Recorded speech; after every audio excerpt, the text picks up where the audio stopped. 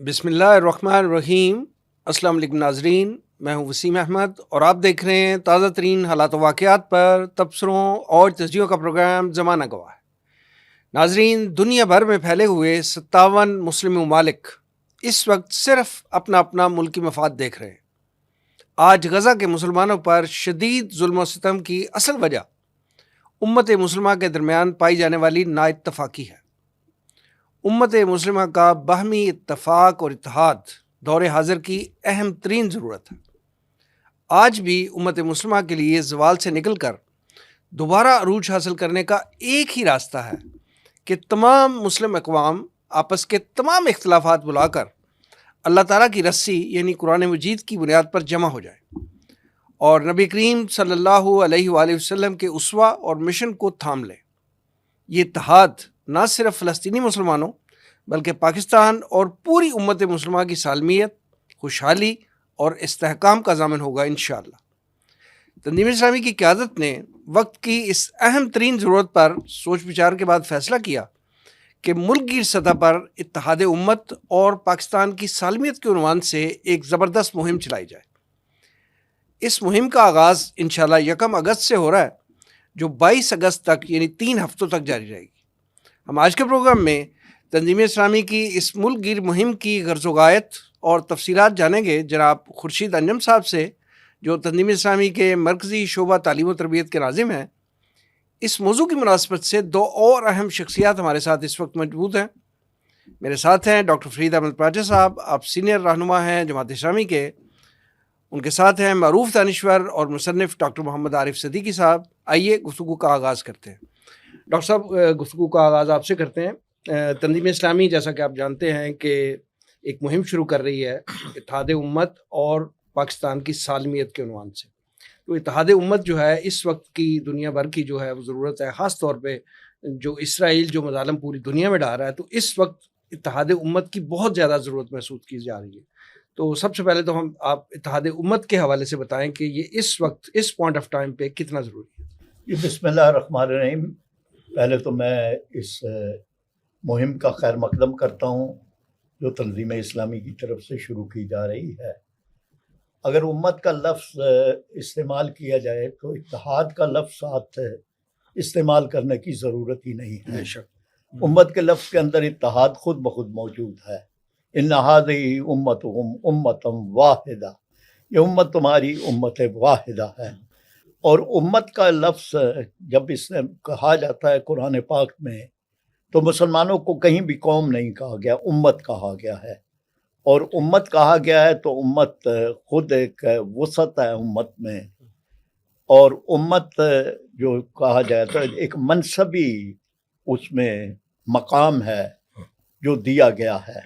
اس میں ایک الگ میں بات کرتا ہوں۔ اور اس لحاظ سے میں یہ سمجھتا ہوں کہ جیسا کہ آپ کا سوال ہے کہ اس کی آج ویسے تو ہر دور میں ضرورت ہے، لیکن جب اغیار کی طرف سے بہت زیادہ جلغار کر دی جاتی ہے تو اس وقت اس کی ضرورت اور زیادہ محسوس ہوتی ہے۔ اب اس وقت اور زیادہ ہے۔ قرآن پاک میں جیسے کہا گیا وَلَا تَنَازَعُوا فَتَفْشَلُوا وَتَذْهَبَ رِيحُكُمْ، تمہاری ہوا اکھڑ جائے گی۔ دنیا سے آج ہماری ہوا اکھڑ گئی ہے اگر متحد نہ ہوئے تو۔ متحد نہ ہوئے، یعنی ایک طرف دنیا میں مسلمانوں کی تعداد 1 ارب 60 کروڑ سے بھی زیادہ ہے۔ دنیا میں مسلمان جو ہیں وہ 57 سے زیادہ آزاد ریاستیں ہیں مسلمانوں کی۔ ایٹمی طاقت ہے پاکستان مسلمانوں میں، اور دنیا کی وہ 7ویں بڑی طاقت بھی ہے، اور مسلم دنیا کی واحد ایٹمی طاقت ہے۔ اس سب کے باوجود یعنی آپ اور بھی لگا لیں کہ ہماری عسکری قوت بھی بہت زیادہ ہے، 50 لاکھ سے زیادہ ہماری عسکری قوت ہے، اور ہماری معاشی طاقت بہت زیادہ ہے دنیا میں۔ وسائل اللہ تعالیٰ نے بہت زیادہ وسائل دیے ہیں، لیکن دنیا کے اندر اگر خیمہ بستیاں ہیں مہاجروں کی تو وہ ہماری ہیں۔ اگر دنیا کے اندر یلغار ہے، یعنی کسی بھی ملک میں ہماری فوجیں نہیں داخل، لیکن ہمارے ملکوں میں اگر فلسطین ہے تو اس پہ ایک یلغار ہے دنیا میں. اسرائیل نے تباہ کر کے رکھ دیا ہے, کھنڈر بنا دیا ہے غزہ کو, اور دنیا تماشا دیکھ رہی ہے, اقوام متحدہ تماشا دیکھ رہا ہے, اور جو کچھ بھی کر رہے ہیں وہ صرف لپ سروس ہو رہی ہے, اس لیے کہ مسلمانوں کو وہ سمجھ رہے ہیں کہ مسلمان ہی راکھ کا ڈھیر ہے. یہ سارے جتنے مسلمان ممالک ہیں یہ صرف قراردادیں پاس کرنے کے لیے, قرارداد مذمت پاس کرنے کے لیے, اور عوام جو ہے وہ صرف ریلیاں نکالنے کے لیے, اس سے زیادہ کوئی نہیں ہے. ان کی عسکری قوت جو ہے وہ صرف فوجی پریڈ کرنے کے لیے اور اپنے دنوں کو مارچ پاسٹ کرنے کے لیے, اس کے علاوہ اور کوئی نہیں ہے. تو اس حالت کے اندر بہت زیادہ اتحاد کی ضرورت ہے. یعنی اس عالم کے اندر کہ ابھی دیکھ لیا کہ ایک طرف غذائی قلت کی وجہ سے بچے مر رہے ہیں اور ان تک خوراک نہیں پہنچ رہی, ٹرک رکے ہوئے ہیں, اور اس دوران غزہ پر جتنی بھی چڑھائی ہوئی, جتنی یلغار ہوئی, کھنڈر بن گیا, ایک دن کے لیے بھی جنگ بند نہیں کروائی جا سکی. تمام مسلمان ملک, رمضان بھی آیا ہے, عیدین بھی آئی ہیں, لیکن ایک دن کے لیے بھی جنگ بند نہیں کروا سکی. اسرائیل نے اعلان بھی کی ہے کہ اتنے گھنٹوں کے لیے ہوگا, وہ اتنے گھنٹوں کے لیے بھی نہیں ہوا. کوئی کسی نے نہیں کہا, مسلمان ملکوں نے, اگر جنوبی افریقہ نے کوئی عالمی عدالت کے اندر کیا اور عالمی عدالت نے عدالت انصاف میں فیصلہ بھی کیا تو منوانے کے لیے بھی ہم نہیں جا سکے, یعنی مسلمان ملک. اس لیے یہ اتحاد نہ ہونے کی وجہ سے ہماری یہ حالت ہے. اب اس کے علاوہ ہم کیا کریں گے؟ یعنی اگر یہ جو یمن پہ ہوا, وہاں پہ جس طرح سے چڑھائی کی ہے اسرائیل نے, کہہ کے اسرائیل نے کہ جی ہم یہ کر دیں گے, ہم وہ کر دیں گے, سب مسلمان ملکوں کو وہ ایک چھوٹا سا ملک جو ہے وہ چیلنج کر رہا ہے. تو سوال یہ پیدا ہوتا ہے کہ کیا ایک ایک کر کے مریں گے؟ اس نے ایران کے ساتھ جو کچھ کیا, ٹھیک ہے, ایران نے بھی جواب دیا اور یہ ہم کہہ سکتے ہیں, لیکن یہی جواب اگر کولیکٹیو ہوتا, اگر تمام امت کی طرف سے جواب ہوتا, تو اسرائیل کی ہمت ہی نہ ہوتی اس طرح کا کوئی بھی ہمت ہی نہ ہوتی. اگر یہ ہے کہ یہ ترتیب کے ساتھ چلتے چلتے, کیا پاکستان کے لیے بھی یہ وارننگ نہیں ہے کہ اس سے اگلا ہدف پاکستان بھی ہو سکتا ہے؟ اس لیے یہ سوال بالکل ویلڈ ہے کہ آج جتنی ضرورت ماضی کے اندر ہے, آج کہیں زیادہ اس کی ضرورت ہے. کیا ہم سکوت بغداد, کیا وہ کہانیوں کی اور داستانوں کے لیے ہے؟ کیا وہ عبرت کے لیے نہیں ہے؟ کیا وہ آئندہ لاہ عمل طے کرنے کے لیے نہیں ہے؟ کیا اسی طرح سے غرناطہ اور قرطبہ کی داستانیں وہ ہم تاریخ کے اندر افسانوں اور ناولوں کے لیے رکھیں گے؟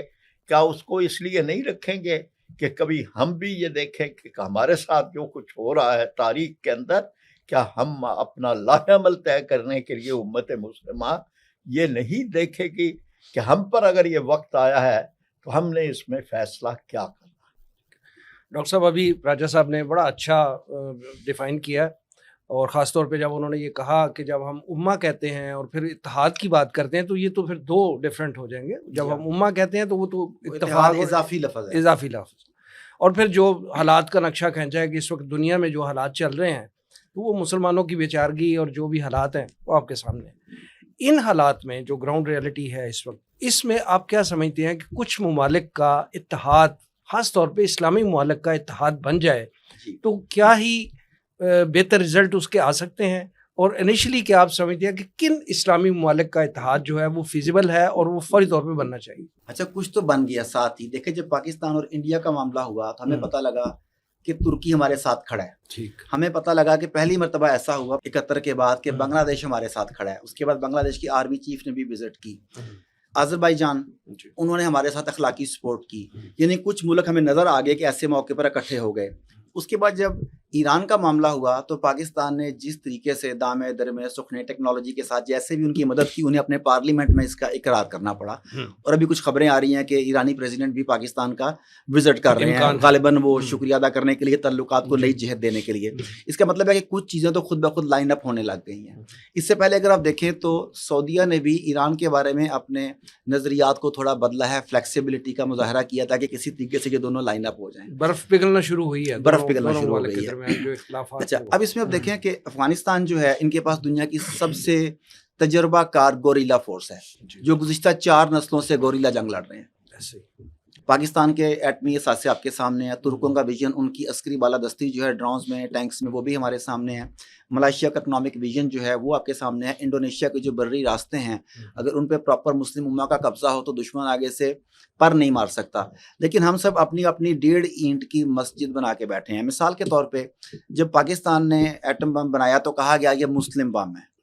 انڈیا کا بم تو ہندو بم نہیں تھا، مگر دنیا ایکسپیکٹ کر رہی تھی کہ پاکستان کو اسے جوہری اثاثے کو مسلم امہ کا جوہری اثاثہ بنانا چاہیے.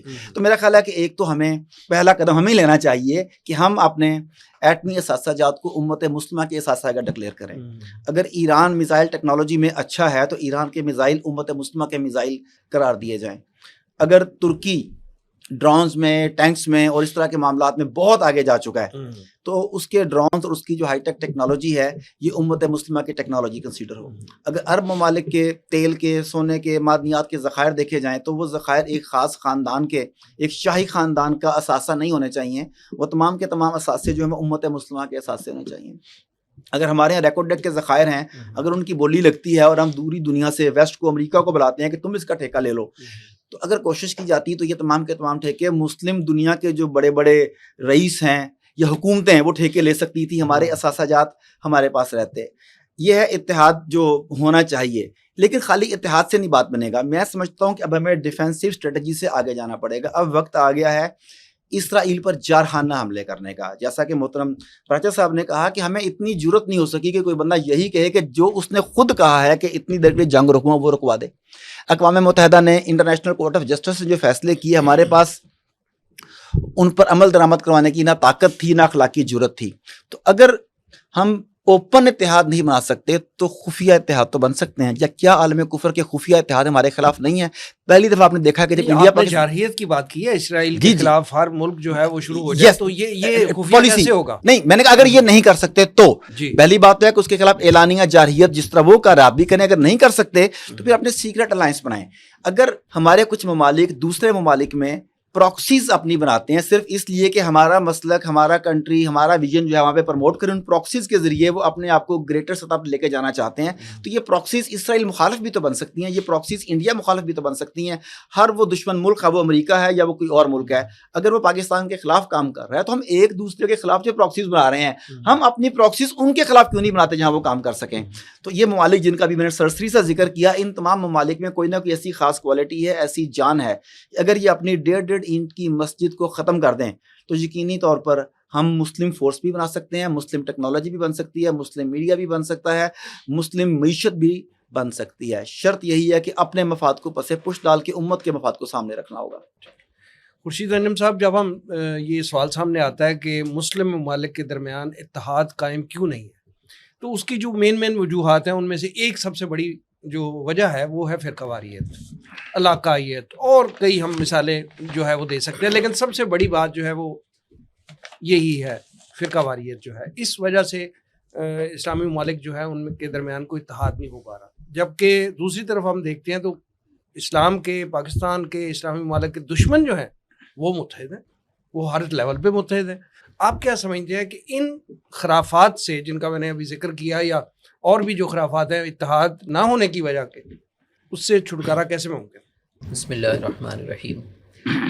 دیکھیں، سب سے پہلی بات تو یہ ہے کہ ہمارا ایک دور عروج بھی رہا ہے، اور اس میں غرناطہ کی یونیورسٹیاں، بغداد کی یونیورسٹیاں، یا دوسری اسلامی دنیا کی، یہاں سے آ کر لوگ تعلیم حاصل کر کے گئے ہیں، اور پھر وہاں تحریکیں چلی ہے، رینائسنس کی تحریک چلی ہے، ریفارمیشن کی تحریک چلی ہے، اور اس کے نتیجے میں مغرب جاگا ہے. اس وقت وہ ڈارک ایجز تھے نا، جب وہ اپنا اس کا ذکر کرتے وہ خود خجالت محسوس کرتے، وہ جاگے ہیں، ہم سو گئے.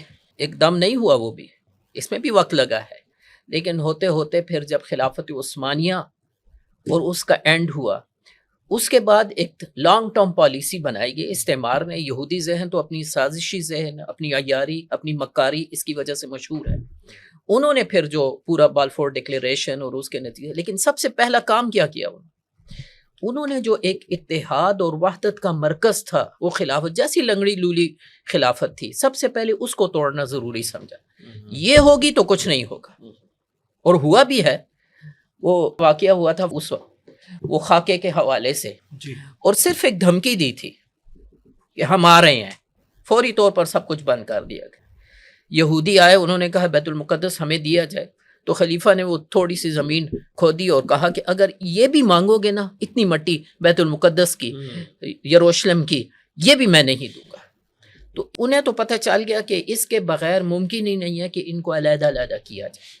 چانچہ اس کے نتیجے میں عربوں کو بھی جھانسا دیا، جو بھی ایک طویل تاریخ ہے وہ آپ کو معلوم ہی ہے، اور اس کے بعد جو ہے یہ تقسیم کی گئی. اس وقت فرقہ واریت اپنی جگہ وہ بھی موجود ہے ہمارے ہاں، لیکن اس سے سب سے بڑی فرقہ واریت یہ 57 اسلامی فرقے بن گئے ہیں. یہ نیشن سٹیٹس کا جو تصور دیا گیا ہے، اور سب سے پہلے اگر میں کہتا ہوں کہ سب سے پہلے پاکستان، تو دوسرا کہتا ہے سب سے پہلے فلاں، تیسرا کہتا ہے سب سے پہلے فلاں. یہ چیز جو ہے اپنی اپنی پرائرٹیز، اپنی اپنی پرائرٹیز ہے. ہم میں سے ہر ایک جو ہے نا وہ اپنی باؤنڈریز سے باہر نہیں سوچ سکتا، اور اس باؤنڈریز کے اندر اسلامیت کہیں نہیں پائی جاتی. اس میں اصل چیز جو ہے کہ آپ یعنی اس ملک کے شہری ہیں بس، چاہے کسی مذہب سے آپ تعلق رکھتے ہو. تو سب سے پہلی تو یہ چیز جو ہمارے ہاں ہو گئی، یہ فرقہ واریت. سب سے بڑا فرقہ یہ نیشن اسٹیٹ کا تصور ہے، اور اس کی بنیاد پر ہمیں تقسیم کیا گیا ہے. اس کو ختم کرنے کی ضرورت ہے. وہ جیسے وہ تبلیغی حضرات بولتے ہیں امت پناہ، تو امت کا تصور جب تک نہیں آئے گا، مسئلہ تو یہی ہے نا کہ ہم اپنی ناک سے آگے دیکھنے کو تیار ہی نہیں ہے، اپنے ملک سے آگے سوچنے کو تیار ہی نہیں ہے، تو یہ چیزیں ختم نہیں ہو رہی. ہمارے پاس ادارے تو موجود ہیں لیکن ان کا کوئی فائدہ نہیں ہو رہا. OIC اب وہ ایک لطیفہ بن گیا، OIC بن گیا ہے. ٹھیک، اسی طرح نیٹو کی طرز پر ایک اتحاد ہو سکتا ہے، یہ چیزیں بن سکتی ہیں. اور اتحاد کی سب سے بڑی بنیاد جو ہے وہ قرآن مجید ہے. آج امت قرآن سے بہت دور جا چکی ہے. اب ایک متوارث مذہبی عقیدے کی کتاب ہے جس کا زندگی کے ساتھ کوئی تعلق نہیں ہے. وہ ہم بس مساجد میں یا گھروں میں کیسی جگہ پر خیر و برکت، بیٹی کو اس کے شادی میں قرآن اوپر، بیٹی کو نیچے سے گزار دیتے ہیں. عدالتوں میں اس پر جھوٹی قسمیں کھائی جاتی ہیں، فال نکالی جاتی ہے، یاسین پڑھ دیتے ہیں مردے کے قریب. تنظیم اسلامی ڈاکٹر اشرار احمد صاحب کہا کرتے تھے کہ ہم نے قرآن پاک کو بدقسمتی ہے ہماری کہ ہم نے ایصال ثواب اور حصول ثواب کا ذریعہ بنا دیا. جی، تو سب سے پہلے تو قرآن کی بنیاد پر ہم اکٹھے ہوں، یہ ہماری بنیادیں ہیں، یہاں سے چلیں گے. دوسرا نفاذ دین. پہلے بھی خلافت کی بنیاد پر ہم اکٹھے تھے، ایک مرکز تھا ہمارے پاس، اس کی بنیاد پر اکٹھے تھے. اب بھی ہوگا تو اسی کی بنیاد پر ہم اکٹھے ہوں گے. یہ دو بنیادیں ہمارے پاس ہوں گی تو ہم اکٹھے ہو سکیں گے. ادروائز تو پھر وہی بات ہے کہ ہر ایک اپنی اپنا، کسی کا رخ ماسکو کی طرف ہوگا اور کسی کا رخ جو ہے وہ واشنگٹن کی طرف ہوگا. اب وہ تیسرا بھی آ گیا، کسی کا رخ بیجنگ کی طرف ہو جائے گا. تو یہ رخ جب تک ہم کعبے کی طرف نہیں کریں گے، امت مسلمہ کا مرکز وہ نہیں ہوگا، تب تک ہم کامیاب نہیں ہو سکے. فرید پراجا صاحب، بھارت، اسرائیل اور امریکہ، یہ ٹرائکا جو ہے، شیطانی ٹولہ جو ہے، اس کی وجہ سے جو پاکستان کے خاص طور پہ حالات ہیں، پاکستان کا مشرقی بارڈر بھی اور پاکستان کا مغربی بارڈر بھی جو ہے وہ غیر محفوظ ہو چکا ہے. یعنی پاکستان کو اس وقت شدید سالمیت کا جو ہے وہ خطرہ ہے، اور شدید اندرونی طور پہ تو خیر جو بھی معاملات چلتے ہیں وہ ہیں، بیرونی طرف سے اطراف سے، دونوں اطراف سے، مشرقی اور مغربی دونوں بارڈر جو ہیں اس ٹرائکا کی وجہ سے جو ہے وہ غیر محفوظ ہو چکے ہیں. پاکستان کی سالمیت کو برقرار رکھنے کے لیے ہمیں کیا کرنا ہوگا؟ لیکن جو کچھ صورتحال سامنے آ رہی ہے اور جس طرح سے دہشت گردی اور اس کے مختلف صورتیں سامنے آئی ہیں، دہشت گردی جغرافیائی بھی ہے اور نظریاتی بھی ہے. جی، نظریاتی دہشت گردی بھی آپ دیکھ رہے ہیں، نبی کریم صلی اللہ علیہ وسلم کی ناموس سے متعلق جو قوانین ہیں اس پر بھی ایک یلغار ہے، اور اس یلغار کے لیے ہر سوشل میڈیا کا راستہ بھی اور جوڈیشری کا راستہ بھی سارے استعمال کیے جا رہے ہیں. تو اسی طرح سے ہمارا بلوچستان کا صوبہ، اسی طرح ہماری سرحدیں بھی، اور بھارت کی طرف سے جتنی بھی تخریب کاری کے وارداتیں ہو چکی ہیں اور پیسہ خرچ کیا جا رہا ہے پاکستان کی سالمیت کے خلاف، کھلا یلغار ہے وہ ہو رہی ہے. تو اس پہ ہمیں سمجھنا چاہیے کہ بھارت، اسرائیل، امریکہ، ان کی طرف سے تو ایک اعلان جنگ ہے اور پوری واردات ہو رہی ہے، اور اس کے مقاصد میں نظریہ بھی ہے، ایٹمی پروگرام بھی ہے، اور پاکستان کی سالمیت اور بقا ہر چیز ہے. اور اس کی سالمیت کے تحفظ کے لیے ہمیں کیا کرنا چاہیے، اس سلسلے میں ایک تو یہ ہے کہ ہمیں ملک کے اندر اتحاد کی فضا کو ہر صورت برقرار رکھنا چاہیے. ٹھیک. اور دوسرا یہ کہ ہمارے جو ملک کے اندر جو قومی سالمیت سے متعلق ادارے ہیں، انہیں بھی ایک اپنا کردار ادا کرنا ہے، اور اس کردار کے ادا کرنے میں بہت زیادہ اس بات کی ضرورت ہے کہ مایوسیاں پیدا نہ ہوں اور ادارہ جاتی استحکام قائم ہو، اور جس میں کہیں پہ یہ فضا پیدا نہ ہو کہ ادارہ جاتی تصادم کی کوئی کیفیت یا آپس کے اندر متصادم ہونے کی کوئی کیفیت پیدا ہو، یہ دشمن کو تقویت دینے والی بات ہوگی. پھر یہ کہ ہمارے جو حکمران ہیں جو اس وقت برسر اقتدار ہیں، انہیں امریکہ اور IMF پر اپنے انحصار کو ختم کرنا ہوگا، اور اس کو ختم کرنے کے لیے شاہانہ اخراجات ختم کرنے ہوں گے. یہ ملک کی سالمیت کے لیے انتہائی ضروری ہے. طرز زندگی اور طرز اپنا سیاست اور طرز حکومت بدلنا ہوگا. برطانیہ میں اگر حکومت کے پاس 80 گاڑیاں یا 100 گاڑیاں بھی نہیں ہیں سرکاری طور پہ، اور ہمارے ہاں 1,00,000 گاڑی جو ہے وہ حکومت کے پاس، مرکزی حکومت کے پاس موجود ہے، اور وہ گاڑیاں ہیں کہ جو بڑی گاڑیاں ہیں جو 1 لیٹر کے اندر 3 کلومیٹر چلنے والی گاڑیاں ہیں، اور وہ گاڑیاں بھی سرکاری خرچ سے خریدی گئی ہیں، اور ان کا پٹرول بھی سرکاری خرچ سے دیا جاتا ہے، اور امپورٹ کر ہم دے رہے ہیں.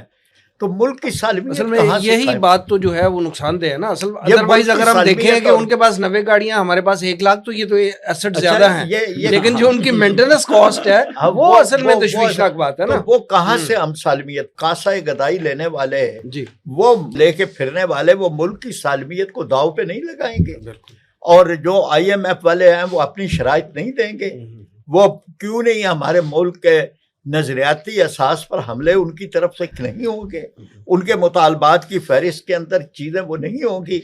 آج قادیانیوں کی طرف سے اگر اس ملک کی اساس کے خلاف مطالبات کی فہرست پیش کی جاتی ہے اور IMF کے ذریعے سے، تو اس سلسلے کے اندر ہمارے حکمرانوں کو بھی سوچنا چاہیے کہ ان کے پروٹوکول اور ان کے یہ طرز زندگی اور طرز سیاست اور طرز حکومت، اس نے بھی تو ہماری سالمیت اور بقا کو خطرات اس کی وجہ سے بھی تو آ رہے ہیں. اسی طرح سودی نظام میں عدالت نے ایک تاریخ مقرر کر دی، اور وہ تاریخ ہے 31 دسمبر 2027 ہے. بالکل. اب جب یہ ایک مقرر ہو چکی ہے اور اس سے وہ آگے نہیں جا سکتا، آئین پاکستان میں بھی لکھ دیا گیا ہے، تو پھر آپ ابھی تک سودی نظام کے خاتمے کے لیے کوئی ایک اقدام بھی نہیں ہے کہ جو حکومت کی طرف سے کیا گیا ہے. آپ شرح سود جو ہے وہ ہر دفعہ بڑھا دیتے ہیں، اور اس کے بعد سودی نظام کو برقرار رکھنے کے سارے اقدام اللہ اور رسول سے جنگ کر کے آپ یہ چاہتے ہیں کہ ملک کی سالمیت اور بقا اور استحکام ہو. تو وہ کس طرح سے ہو سکتا ہے؟ جہاں پہ یہ کہا گیا ہے کہ اللہ اور رسول کی طرف سے اعلان جنگ ہے سود خوروں کے خلاف، تو اگر اللہ اور رسول کی طرف سے اعلان جنگ ہے تو پھر آپ کی سالمیت اور بقا کس طرح قائم رہ سکتی ہے؟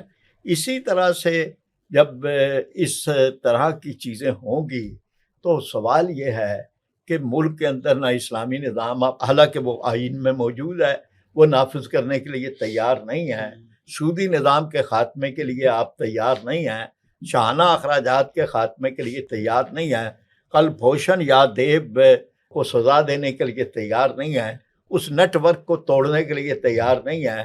بھارت کا جو کچھ بھی اس ملک کے اندر جس طرح کی اس کا نیٹ ورک ہے، تو پھر یہ صرف کہانیاں ہیں یا داستانیں ہیں جو قوم کو آپ سنا رہے ہیں۔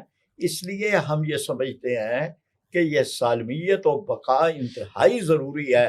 بچہ بچہ آپ کے ساتھ ہے، لیکن اقدام آپ نے کرنے ہیں، آگے آپ نے بڑھنا ہے، اور اس کے لیے قوم قربانیاں دینے کے لیے ہر طرح تیار ہوگی، لیکن پہلی قربانیاں آپ خود دیں گے۔ ڈاکٹر صاحب، ابھی ڈاکٹر فیض پراچا صاحب نے بڑے اچھے انداز میں ہمیں بتایا کہ پاکستان کی سالمیت کے لیے اتفاق اور اتحاد پیدا کرنا چاہیے، سادگی اور درویشی اختیار کرنی چاہیے، سود کا خاتمہ اور دیگر اقدامات ابھی بڑے بہترین انداز میں انہوں نے تجویز فرمائے۔ آپ یہ بتائیں کہ پاکستان کی سالمیت کی بحالی کے لیے اور اس کو بہتر بنانے کے لیے جو ہمارے ہاں فرقہ واریت اور انتہا پسندی ہے، اس کا خاتمہ کیسے ممکن ہے اور کیا اقدامات تجویز کریں گے آپ حکومت پاکستان؟ دیکھیں، فرقہ واریت کے بارے میں تو کچھ بات ہو چکی ہے۔ اب ہمارے جو چیلنجز ہیں وہ داخلی بھی ہیں، معاشی بھی ہیں اور خارجی بھی ہیں۔ ان سب کو حل کیا جائے گا تو یقینی طور پر ہم ایک طاقتور امت بن کر ابھریں گے۔ اب دیکھیں کہ سب سے پہلے تو ہماری اپنی قومی سلامتی۔ جب ہم اتحاد امت کی بات کرتے ہیں، ہم امت مسلمہ کو لیڈ کرنے کی بات کرتے ہیں، تو سب سے پہلے دیکھنا ہوگا کہ ہم اپنے کتنے مضبوط ہیں۔ ہماری قومی سلامتی کا اس بات کی ضمانت دیتی ہے کہ دوسرے تمام کے تمام ممالک ہمارے ساتھ ہماری قیادت میں کھڑے ہو جائیں۔ آپ امت مسلمہ کی واحد ایٹمی ڈھال ہیں، کیا آپ اسے امت مسلمہ کے لیے استعمال کرنے کے لیے تیار ہیں؟ غزہ کے معاملے کی بات سٹارٹ ہوئی تھی، ہم نے اس میں اس ڈیٹرنس کو کیسے استعمال کیا؟ میرا خیال ہے کہ اس ڈاکٹرائن کو بھی بدلنے کی ضرورت ہے کہ ہم نے صرف ڈیفنس کے لیے رکھا ہوا ہے۔ وہ ڈیفنس کس کام کا کہ پوری دنیا کے مسلمان کٹ مرے۔ پھر جیسا کہ پراچا صاحب نے کہا کہ ایران کے بعد اگلی باری آپ کی ہے، انہوں نے ایک وارننگ دی ہے آپ کو، تو آپ کب تک اس کا انتظار کریں گے؟ سیاسی نظام میں استحکام، معاشی نظام میں استحکام، جس طرح آپ نے سود کی بات کی، تو سود کے ساتھ معاشی نظام میں استحکام کیسے آئے گا؟ جب آپ کو بجلی کے بلوں کی اگر انسٹالمنٹ لینی ہے تو آپ کو IMF سے اجازت لینی پڑتی ہے۔ آپ کو پیٹرول کے بجلی کی قیمتوں میں کمی یا بیشی کرنے کے لیے ورلڈ بینک اور IMF کے آگے غلامانہ انداز میں دست بدستہ کھڑے ہونا پڑتا ہے۔ تو پھر سوورینٹی کہاں سے آئے گی آپ کی؟ آپ کا ادارہ جاتی ٹکراؤ کتنا زیادہ بن چکا ہے، آپس میں کس حد تک ہماری جنگ چل رہی ہے، اختیار کی جنگ کیسے چل رہی ہے۔ خدمت کی بات ہی نہیں ہے کہ میں نے خدمت کرنی ہے، میں نے سرو کرنی ہے، بات یہ ہے کہ میں نے کنٹرول کیسے لینا ہے، میں نے لوگوں کو غلام کیسے بنانا ہے۔ ہم نے وہ جو فسطائیت کے بارے میں سنا تھا، ہر مسلم ملک اسی طرف جا رہا ہے۔ وہ کون سا ملک ہے جو لوگوں کو، عوام کو انسانی بنیادوں پر ہی صحیح ان کے حقوق دینے کو تیار ہے؟ حقوق تب تک دینے کو تیار ہیں جب تک ان کی حکومت برقرار ہے۔ اب ان ساری چیزوں کو دیکھ لیں، اس کے ساتھ اب خارجی ٹکراؤ دیکھ لیں۔ بھارت کس طریقے سے مسلسل جارحیت آپ کے اوپر کر رہا ہے، اور بھارت کے ساتھ اس دفعہ اپنے ڈرونز کی شکل میں اسرائیلی تحفے بھی وصول کیے۔ آپ نے امریکی ٹیکنالوجی بھی ان کے ساتھ ایڈ ہوتی ہوئی دیکھی، آپ نے فرانس کی سپورٹ بھی ان کے ساتھ دیکھی، خواہ جہازوں کی صورت میں تھی، کسی بھی صورت میں تھی۔ لیکن ہم کہاں پہ کھڑے ہیں؟ وہی بات ہوئی نا کہ کفر تو ملت واحدہ بن چکا ہے، کفر ملت واحدہ بن چکا ہے۔ اب ہم ان چکروں میں ڈٹے ہوئے ہیں۔ ہمیں یہ بتایا گیا کہ قلم تلوار سے بہتر ہے۔ میرا خیال ہے محاور بھی بدلنے کی ضرورت ہے۔ قلم کو تراشنے کے لیے تلوار کی ضرورت پڑتی ہے، اور قلم اسی سمت میں استعمال ہونا چاہیے جس سے اللہ کے نظام کا نفاذ ہو، جس کے لیے آپ کو استحکام ملے، آپ کو استقامت ملے، آپ کو حکومت ملے، کیونکہ اللہ کا نظام حکومت کے ساتھ چلتا ہے۔ تو پھر تلوار کی طرف واپس آنا پڑے گا، تلوار کی طرف واپس آنا پڑے گا۔ تو میں جب آپ بات کر رہے تھے تو میرے ذہن میں تلوار تلوار تلوار چل رہی تھی۔ تو تلوار یا سواڈ جو ہے، میں اس میں سواڈ والا آدمی ہوں نا، تو اگر ہم سواڈ کو، تلوار کو اپنی خارجہ و داخلہ پالیسی کا مرکز بنا لیں تو شاید معاملات بہتر ہو سکتے ہیں۔ یہ سواڈ کیا ہے؟ اس سواڈ کا S stands for sovereignty and self Reliance. IMF یا ورلڈ بینک کے ہوتے ہوئے، ان کے قرضوں کے ہوتے ہوئے آپ ایک سوورن اسٹیٹ نہیں بن سکتے۔ سیلف ریلائنس آپ کا پاسبل ہی نہیں ہے جب تک آپ بیرونی قرضوں میں جکڑے میں۔ تو سواڈ کا S جو ہے اس کام کے لیے ہے۔ W کی بات کرتے ہیں تو ورلڈ مسلم بلاک، جس کی ہم بات کر رہے ہیں بار بار۔ اس کے بعد O کی بات آتی ہے، یہ بڑا امپورٹنٹ ہے، میں اس پہ توجہ دلانا چاہوں گا کہ اوفینسو ڈیفense اسٹریٹجی ہونی چاہیے۔ بے شک آپ اس سے اختلاف کریں کوئی بات نہیں کہ نہیں ہم تو صرف دفاع کرنے کے لیے بنے ہیں, ایک گال پہ تھپڑ مارے تو دوسرا بھی آگے کر دینا چاہیے, بٹ دس از ٹائم کہ ہمیں اوفینسو اسٹریٹجی اپنانی پڑے گی. ہمیں جیسے کو تیسا بلکہ ایک قدم آگے بڑھ کر موذی کو نقصان پہنچانے سے پہلے کچلنے کی پالیسی اپنانی پڑے گی, اور ہم اس کے کیپیبل ہیں, ہم نے ثابت بھی کیا ہے. یعنی آپ پری ایمپٹیو اٹیک کی بات کر رہے ہیں. یس, اس کے بعد R stands for regional and internal stability. Internal stability کی باتیں آپ نے بتائیں کچھ میں نے ایڈ کر دیں, اور اس کا ریجن پورے کا پورا ریجن جب ایک ہو جائے گا تو پھر آپ امریکہ کو, مغرب کو یہاں سے دیس نکالا دے سکتے ہیں, آپ اپنا کام کر سکتے ہیں. اور آخری ڈی, اب یہ قادیانیوں کی بات کر رہے تھے, گستاخی رسول کی بات کر رہے تھے, تو D stands for defence of faith and freedom. آپ اپنی فیتھ اور اپنی فریڈم کے ڈیفینس کے لیے اکٹھے ہو جائیں. تو یہ سوارڈ اگر ہماری داخلی و خارجہ پالیسی میں آ جائے, یہ سوارڈ میری زندگی میں آ جائے, یہ سوارڈ آپ کی زندگی میں آ جائے, تو شاید ہم کسی اور مسئلے کے لیے یہاں اکٹھے ہوں.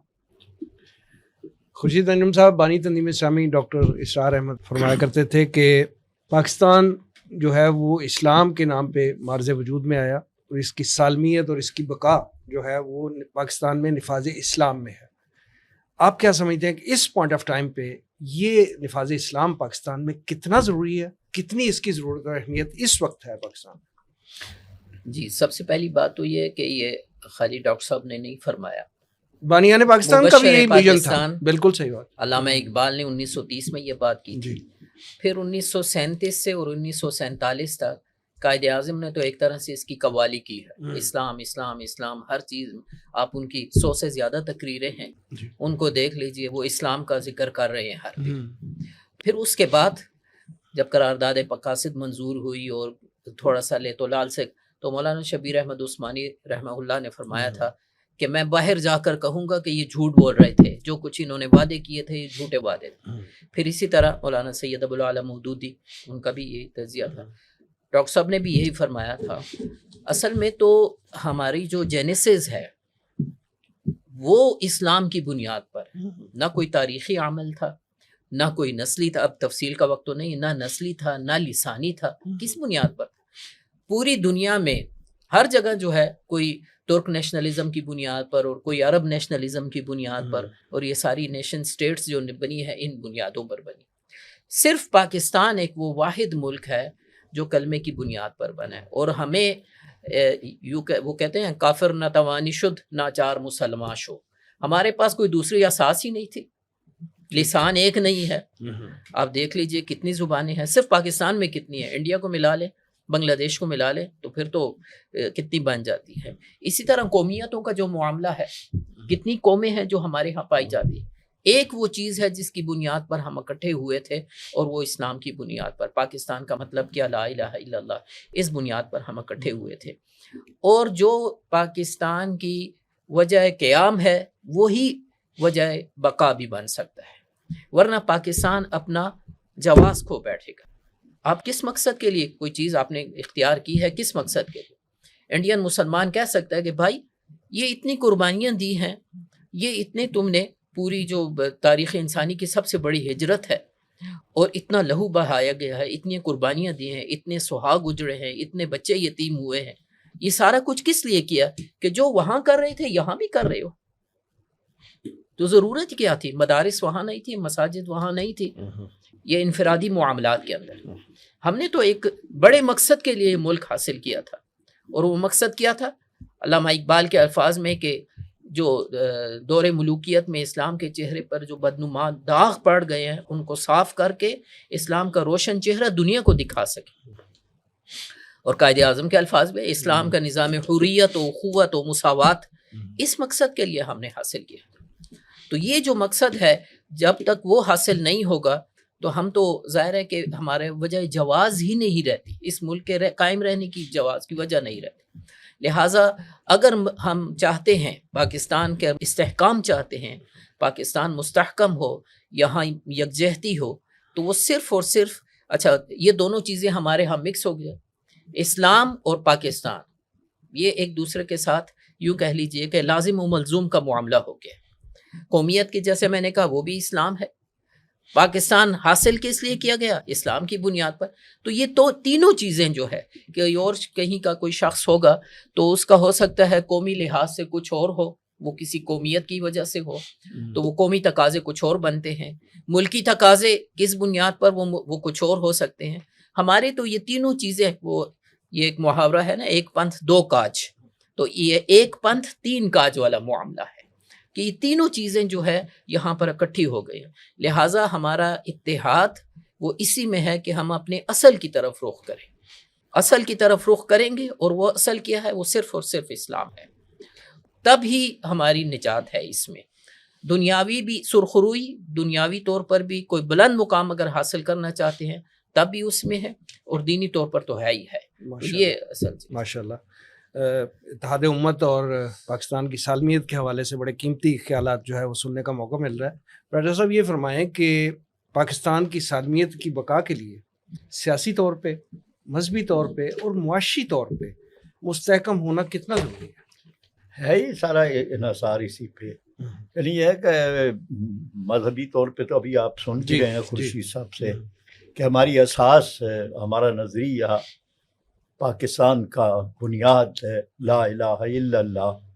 اسی پہ ہم مضبوط ہوں گے تو ہماری سیاست بھی، معیشت بھی اور باقی سارا انحصار بھی اس کے اوپر ہے.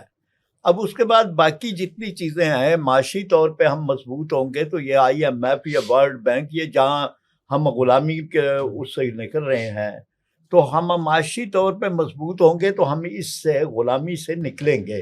اس وقت تو ہم نہ ہماری معیشت اگر آزاد نہیں ہے تو ہماری معاشرت بھی آزاد نہیں ہے، ہماری سیاست بھی آزاد نہیں ہے، اور اس کے ساتھ ساتھ ہم یہ سمجھیں تو ہماری تعلیم بھی آزاد نہیں ہے، تعلیمی پالیسی بھی آزاد نہیں ہے، ہماری جو میڈیا پالیسی ہے وہ بھی آزاد نہیں ہے.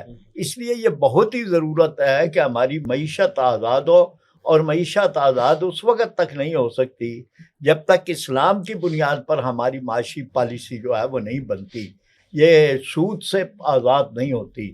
ورنہ یہ ہے کہ یہ ہم اسی گرداب کے اندر رہیں گے جس کے اندر ہم اس میں رہے ہیں. تو اس لیے معاشی طور پر مضبوط ہونا، اور معاشی طور پر مضبوط ہوں گے جب تک ہماری ایکسپورٹ ہوئی، اور ایکسپورٹ ہماری اس وقت ہوگی کہ جب ہم خود انحصاری کے راستے پہ ہوں گے.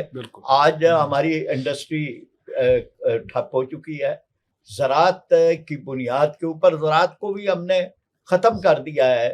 ہم نے یہ فیصلہ، یعنی اسٹیٹ کی بنیاد پر یہ فیصلہ ہو گیا ہے کہ ہم کنزیومر مارکیٹ بنیں گے، ہم منڈی بنیں گے عالمی سطح پہ، ہم دوسروں کے لیے منڈی بنیں گے. ہم جو ہے وہ امپورٹ کریں گے، چائنا کے لیے منڈی بنیں گے، ہم بھارت کے لیے منڈی بنیں گے، ہم باقیوں کا مال لا کے یہاں 25 کروڑ عوام کے سامنے ڈھیر کر دیں گے.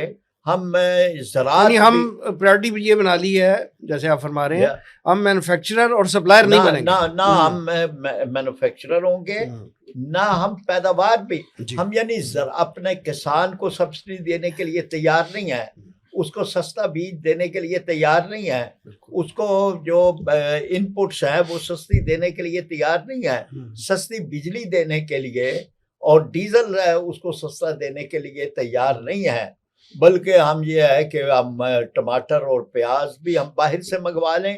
چینی جو ہے وہ ہم، یعنی کتنی ظلم ہے کہ 60 روپے والی چینی جو ہے اس وقت 215 روپے چینی جو ہے بک رہی ہے، اور ہم نے جو ہے وہ پہلے ایکسپورٹ کر دی، اب امپورٹ کر رہے ہیں، اور نومبر میں وہ آئے گی، اس پہ سبسڈی اور نومبر میں وہ اس وقت آئے گی کہ جب ہمارا گنا تیار ہوگا، اور اس وقت چینی آ چکی ہوگی، اور اونے پونے ہم اپنے کسان سے گنا لیں گے. یہ ظالم جو ہیں یہ 300 ارب روپے اب انہوں نے، اور ساری پارٹیوں کے یہ لوگ جو ہیں یہ اکٹھے ہو جاتے ہیں اس بارے پہ، تنخواہوں پہ اکٹھے ہو جاتے ہیں، اور اپنی تنخواہیں بڑھانے پہ یہ سب اکٹھے ہو جاتے ہیں، اور کاشتکار کا استحصال کرنے پہ، اور جو ہمارا صارف ہے اس کا استحصال کرنے پہ سب اکٹھے ہو جاتے ہیں، سارا ذخیرہ اندوزی کرنے پہ اکٹھے ہو جاتے ہیں، ایکسپورٹ کرنے پہ اکٹھے ہو جاتے ہیں، امپورٹ کرنے پہ اکٹھے ہو جاتے ہیں. اب 300 ارب روپیہ کما لیا ہے انہوں نے. اب پھر جب چینی امپورٹ ہو جائے گی، نومبر میں آئے گی، وہ امپورٹ بھی ہو جائے گی، نومبر میں گنا بھی تیار ہو جائے گا بیچارے کسان کا، اور وہ کرنا جو ہے وہ ٹرالیاں لگی ہوئی ہوں گی سخت سردی کے اندر بیچارہ جو ہے، اور وہ یہ ادھار پہ لیں گے، نقد پہ بھی نہیں لیں گے، اور لیں گے بھی سستے داموں. یہ ہمارا سارا ظلم ہو رہا ہے. اس لیے نہ معیشت ہماری مستحکم ہے. معیشت کو مستحکم کرنے کے لیے وہ سارے اقدامات ضروری ہیں. اب تو ہم منڈی بنے ہوئے ہیں عالمی سطح. ڈاکٹر صاحب، ابھی پاکستان کو درپیش اندرونی اور بیرونی خطرات کا ذکر ہوا، تو آپ یہ فرمائیں کہ پاکستان کو جو اہم ترین داخلی اور خارجی چیلنجز ہیں ان کا مقابلہ کرنے کے لیے آپ حکومت پاکستان کو اور ہمارے مقتدر حلقوں کو کیا تجاویز دیں گے؟ دیکھیں، چند باتیں جو سب کو پتہ ہیں ہم اسی ترتیب پر پیش کر دیتے ہیں. سب سے پہلے تو عسکری اور دفاعی قوت میں اضافہ انتہائی ضروری ہے. ہم کرٹک کرتے ہیں، تنقید کرتے ہیں، لیکن اس کے بغیر آپ نے دیکھ لیا کہ زندگی کیسی تھی. جب آپ نے اسے اپلائی کیا تو دنیا میں آپ کا سر بلند ہوا کہ نہیں ہوا. جدید ٹیکنالوجی اور سائبر وارفیئر کو ہمیں سمجھنا ہوگا اگر ہم نے خارجی خطرات سے نمٹنا ہے. تو ہمیں اس طریقے سے ڈی موٹیویٹ کیا گیا کہ انڈیا کا بچہ آئی ٹی کا کنگ ہے، گوگل میں اور امیزون میں ان کے سی ای اوز ہیں، تم لوگ ایک سوئی نہیں بنا سکتے. مگر الحمدللہ ہم نے اس جنگ میں دیکھا کہ ہم لوگوں نے ان کے 70% سے بھی زیادہ سائبر اٹیکس کر کے ویب سائٹ، ان کا بجلی کا نظام، ان کا سارا کچھ ہم نے بند کر دیا. اس کا مطلب ہے کہ ہمیں اس شعبے میں زیادہ برتری کی ضرورت ہے تاکہ ہم انڈیا ہی نہیں پوری دنیا کو دکھا سکیں کہ ہم کون ہیں. اس کے وجہ سے میں جوہری ڈیٹرنس کی بات کر رہا تھا، اسے مسلم جوہری ڈیٹرنس قرار دیا جائے. جس طرح ہر ملک کی ایجنسیاں ہوتی ہیں جو بیرون ملک جا کے کام کرتی ہیں، یہاں پہ بلیک واٹر کام کر رہی تھی، آپ کے بھی ادارے ہیں، پوری دنیا کے ادارے ہوتے ہیں. تو اس طریقے سے جو امت مسلمہ کے خلاف، پاکستان کے خلاف جہاں جہاں سے پلاننگ ہوتی ہے، اس پلاننگ کو آہنی ہاتھوں سے نمٹ دیا جائے. فرقہ واریت، اگر ہم اندرونی اختلافات کی بات کریں تو آج کل تو آپ کے پاس سائبر مانیٹرنگ کا بہت ہائی ٹیک سسٹم ہے. اس سسٹم کو صرف اپنے اقتدار کو بچانے کے لیے کہ میرے خلاف کوئی بات تو نہیں ہو رہی، میرے خلاف کوئی بیان تو نہیں دے رہا، اس کی بجائے اس high tech cyber monitoring system کو فرقہ واریت اور لسانیت کو پروموٹ کرنے والوں کے خلاف استعمال کیا جائے. انہیں بالکل شروع میں ہی پکڑ لیا جائے. دشمن کا بیانیہ پروموٹ کرنے والوں کے لیے زیرو ٹالرنس کی پالیسی اپنائی جائے. نصاب کی بات کر رہے تھے، محکمہ تعلیم کی بات کر رہے تھے، ایسا مشترکہ نصاب بنے جو بین الاقوامی اداروں کے مفادات کا نگران نہ ہو، امت مسلمہ کے مستقبل کا امین ہو. اسی طریقے سے ہماری عسکری یونٹی فورسز ہونی چاہیے جو پاکستان میں اور بیرون ملک کام کریں. جیسے ایک بنی ہوئی ہے ابھی مسلم یونٹی فورس سعودیہ میں ہے، لیکن وہ کام کوئی نہیں کرتی. ایسی نہیں، ایک پریکٹیکل فورس ہونی چاہیے. چین، شمالی کوریا، ترکی، ان کے ساتھ آپ کے ساتھ ٹیکنالوجی کے معاہدے ہونے چاہیے تاکہ آپ مل کے ایک بلاک بنا سکیں. اور ان سب سے زیادہ ضروری میرا خیال ہے اس خطے کو ڈالر فری زون قرار دینا چاہیے. جب تک آپ ڈالر کو یہاں سے کک آؤٹ نہیں کریں گے، آپ نہ تو نیو ملٹری الائنس بنا سکتے ہیں، نہ ہی آپ اپنی معیشت کو آزاد کر سکتے ہیں. پہلے آپ کو ڈالر کے شکنجے سے نکلنا پڑے گا، پھر آپ کو اپنی پراکسی ڈاکٹرائنز وضع کرنی پڑیں گی. ہر طرح کی ڈاکٹرائن ہیں، پراکسی ڈاکٹرائن جو ہیں جب تک آپ امریکہ کی طرح، برطانیہ کی طرح، اسرائیل کی طرح، انڈیا کی طرح نہیں بنائیں گے، آپ ان خارجی فتنوں کا مقابلہ نہیں کر سکتے. کیونکہ وقت ہمارے پاس محدود ہوتا ہے. تو بس اتنا کہنا چاہوں گا کہ انٹیلیجنس آپریشنز میں ہماری برتری پوری دنیا کو پتہ ہے، لیکن اب اس برتری کو سیاسی مفادات کے لیے استعمال کرنے کی بجائے پوری دنیا میں پاکستان کو اور اسلام کا نام بلند کرنے کے لیے استعمال کیا جائے تو یقینی طور پر ہم امت مسلمہ کو لیڈ کر رہے ہوں گے. ٹھیک ہے. خورشید انجم صاحب، پروگرام کے آخر میں ہمیں یہ بتائیں کہ جو جیسے میں نے عرض کیا کہ تنظیم اسلامی جو ہے ایک ملک کی مہم 3 ہفتوں پہ مشتمل چلانا چاہ رہی ہے، جس کا آغاز انشاءاللہ کل سے ہوگا، جس کا عنوان بھی میں نے عرض کیا ہے کہ اتحاد امت اور پاکستان کی سالمیت. آپ یہ فرمائیں کہ اس مہم کے اغراض و مقاصد کیا ہیں، بریف انداز میں ہمارے ناظرین کی رہنمائی کے لیے، ان کی اطلاع کے لیے بتا دیں.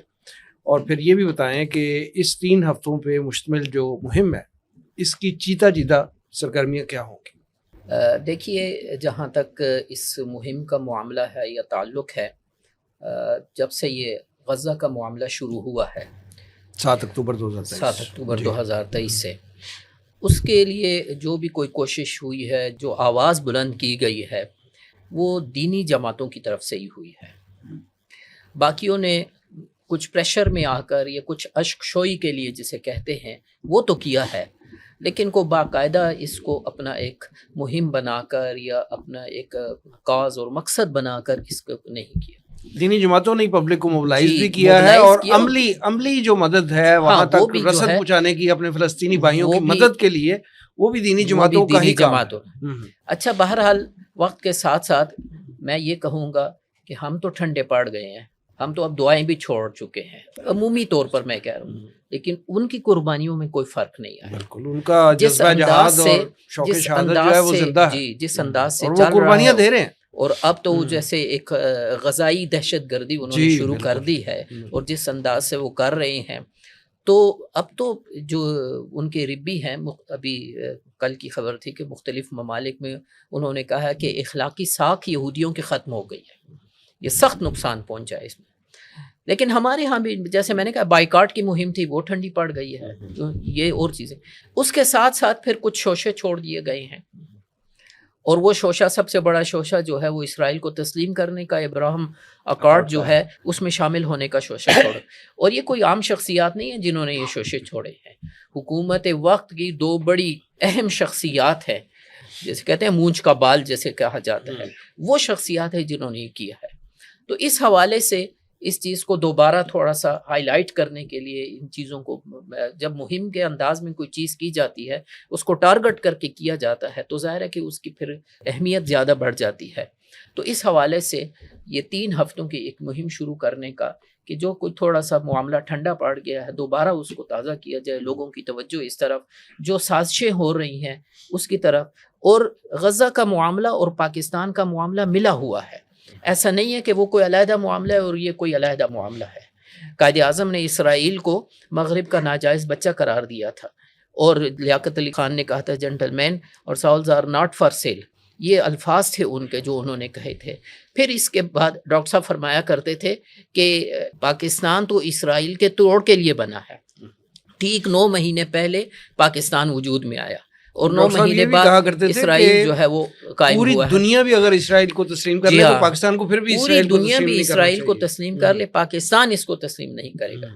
تو یہ وہ چیزیں ہیں جس کی وجہ سے، اور پاکستان کی سالمیت، اور پھر اللہ تعالیٰ نے پاکستان کو جس جگہ اس کی جو جغرافیائی حیثیت ہے، پھر احادیث کے اندر اس کا جو خراسان کا جو علاقہ حدیث میں آیا ہے، اور اس میں پاکستان ہے، ایران کا کچھ حصہ ہے، افغانستان کا کچھ حصہ ہے، اور وسطی ایشیائی ریاستیں جو ہے ان کا کچھ حصہ ہے. تو یہ آج ابھی بلاک کی بات آئی، ایک بلاک جو ہے وہ احادیث میں بھی ہمیں بیان کیا گیا ہے، یہ ایک اللہ کی طرف سے ایک بلاک ہے. تو اس حوالے سے اپنی خودی پہچان کی والی کیفیت ہے کہ ہم اپنے مقام کو پہچانیں، اور یہ اللہ تعالیٰ نے بہت بڑا مقام جو ہے ہمیں حاصل کیا ہے، اس کی طرف رہنمائی. اور پاکستان کی سالمیت بھی اسی سے مشروط ہے، لیکن وہ اس کے لیے جیسے پہلے بھی میں نے بات کی تھی، ہمیں قرآن کی طرف لوٹنا ہوگا، اور ہمیں دین کو قائم اور نافذ کرنا اپنی اصل کی طرف، اپنی اصل کے. چلیں یہ تو غرض و غایت ہو گئی. اس مہم کی کچھ تفصیلات اس کے لیے جو ہے سب سے پہلے تو امیر تنظیم کا ایک پیغام ہے جو انہوں نے ویڈیو بھی ریکارڈ کروایا ہے، وہ بھی نشر ہو گیا ہے. ایک عوام الناس کے لیے، ایک اپنے رفقا کے لیے، ظاہر ہے کہ انہی نے اس مہم کو لے کر چلنا ہے. وہ تو ایک عمومی ہدایات پہ مشتمل ہوگا نا، جی ایک جنرل سے وہ ہے. پھر اس کے ساتھ ساتھ اسی کو پرنٹ بھی کروایا جائے گا. اس کا ہینڈ بیلز ہے. سب سے بنیادی بات تو یہ ہے کہ ہم سب کی توجہ دلانا چاہتے ہیں اس طرف، حکومت کی بھی، مقتدرہ کی بھی، دینی و سیاسی جماعتوں کی بھی، عوام الناس کی بھی، علماء کرام کی بھی، سب کی توجہ کہ اس طرف متوجہ ہو. علماء کے نام ایک خط لکھا گیا ہے اسی طرح، جو تاکہ وہ اپنے ممبر و محراب سے بڑا سورس جو ہے وہ ہمارے پاس، یہ بہت بڑا ایک ہمارے دینی طبقات کے پاس اس سے بڑا سورس نہیں. جی بالکل، ہر شخص جمعے کے لیے جاتا ہے، وہ وہاں پہنچے گا، وہاں ان کو یہ تعلیم بالغہ کا ایک ایسا نظام ہمیں دے دیا گیا ہے کہ وہاں ان کو جا کر ان کو سمجھایا جائے، وہ کیا جائے. پھر اس کے ساتھ ساتھ جو ہے کچھ ہینڈ بیلز ہیں، پمفلٹس ہیں جو تقسیم کے لیے ہم نے رکھے ہیں. اسی طرح ہمارا آج کا یہ پروگرام ہے، سلسلے کی کڑی ہے. نشر و اشاعت کے تحت ندائے خلافت جو ہمارا ویکلی پرچہ ہے، اس کی ایک خصوصی اشاعت ہوگی. اسی طرح پھر ملک میں مختلف جگہوں پر ریلیز اور مظاہرے اور مختلف کیمپس وغیرہ یہ لگائے جائیں گے، جس میں یہ ہینڈ بلز تقسیم ہو گئے، ایک ورقہ ہے. یہ ساری چیزیں جو پبلک اویئرنیس کا جو ہے اس طرح سے ایک مہم کے انداز میں ایک خاص ٹارگیٹڈ مہم ہوگی یہ 3 ہفتوں کی. ویسے تو ہم کر رہے ہیں، مستقل ایک سلسلہ چل رہا ہے، لیکن یہ 3 ہفتے آپ یوں کہہ لیجئے کہ ہم نے اس کے لیے مختص کر دیے ہیں. پھر ہمارے جو انٹرنل پروگرام ہے، ہمارے اپنے جو رفقا ہیں ان کی تعلیم و تربیت کے لیے بھی ان کے اندر بھی جو ہے یہی موضوع ہوگا. پھر اس کے ساتھ ساتھ ہمارے جو دعوتی پروگرام ویسے چل رہے ہیں, دروس قرآن چل رہے ہیں, خطابات جمعہ چل رہے ہیں جو تنظیمی طور پر, اس میں بھی ہم اسی چیز کو ہائی لائٹ کریں گے اور اس چیز کو ہم لوگوں کے سامنے لے کر آئیں.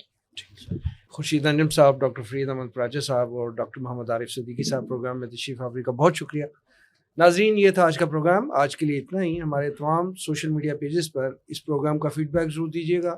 آپ ہمیں ای میل بھی کر سکتے ہیں. ہمارا ایڈریس ہے media@tanzeem.org. اگلے پروگرام تک کے لیے وسیم احمد کو اجازت دیجیے. اللہ نے کے بعد.